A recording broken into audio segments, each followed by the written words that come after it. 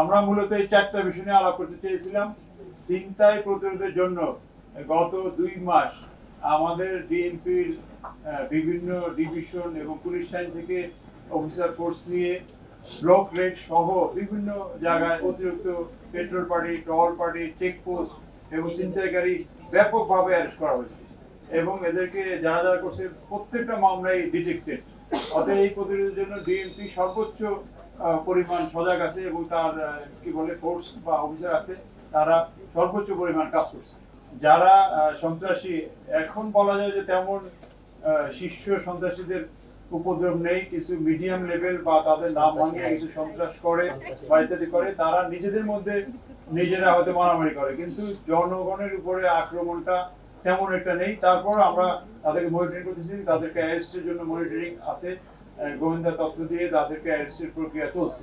শুধু থানা পুলিশ না, থানার পাশাপাশি আমাদের ডিএমপি ডিবি বলা যায় যে অনেক স্ট্রং। এর পাশে সিটিজিসি, অর্থাৎ আসামিদের লিস্ট আমাদের 3 সংস্থার কাছে আছে, 3 ইউনিটের কাছে আছে, অতএব র্যাবের কাছে আছে ইভেন।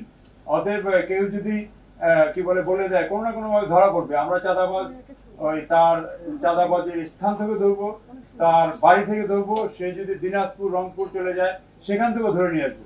ওদের পার কোনো উপায় নেই। হ্যাঁ, যারা বলে দিচ্ছে, আমাদের তথ্য ফাঁস করতেছে, পুলিশের বিরুদ্ধে অবশ্যই কঠোর ব্যবস্থা নেওয়া হবে। মাননীয় কমিশনার, ঢাকা মহানগরের কতজন চাঁদাবাজ এবং কতজন সন্ত্রাসী তালিকা আপনারা করেছেন? তালিকা প্রকাশ করবেন? এইটা সিদ্ধান্তের বিষয়। এই তালিকা আমাদের নিয়মিত হালনাগাদ হচ্ছে, আমাদের সার্টেন সংখ্যা আছে। আমরা এই তালিকা আমাদের বিভিন্ন গোয়েন্দা সংস্থা সহ আমাদেরও ডিএমপিরও 3টা সোর্স থেকে তালিকা সংগ্রহ করা হয়েছে। অন্যান্য গোয়েন্দা সংস্থার সাথে তালিকা টালি করে সার্টেন সংখ্যার তালিকা আছে এবং এই তালিকা দিন দিন হালনাগাদ হচ্ছে।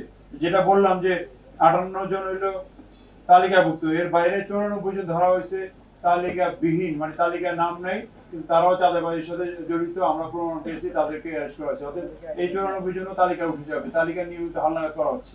জি, একটা প্রশ্ন আছে। প্রশ্নটি হচ্ছে, আমরা ইতিমধ্যে দেখলাম ঢাকা সিটি চাঁদাবাজি বন্ধেই ব্যবস্থা করা হচ্ছে, অর্থাৎ সিদ্ধান্ত অনুযায়ী তালিকা যারা করা হয়েছে, যারা ফুটপাতে হকার, তাদেরকে 2 সিটি কর্পোরেশন নির্দিষ্ট আইডি কার্ড দিয়ে দিবে, নির্দিষ্ট জায়গা করে দিছে, এয়ারমার্ক করে দিছে, 3 ফিট বাই 4 ফিট আপনারা দেখছেন মার্কিং, তার মধ্যে বসবে।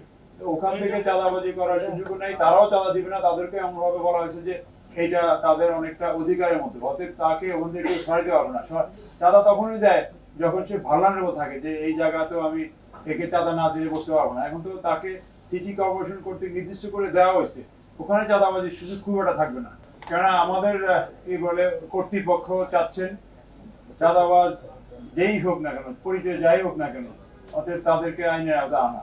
অতএব আমাদের জন্য সম্ভব সেই ভাবে আমরা কাজ করছি। আর 58 জন তো বললাম মাত্র 2 দিনে, এর আগে তো গত 2-3 মাস চাঁদাবাজ রেগুলার ধরা হচ্ছে। মামলার সংখ্যা ওই পরিসংখ্যানটা আমরা পরে ডিসি মিডিয়ার কাছে জেনে নিন।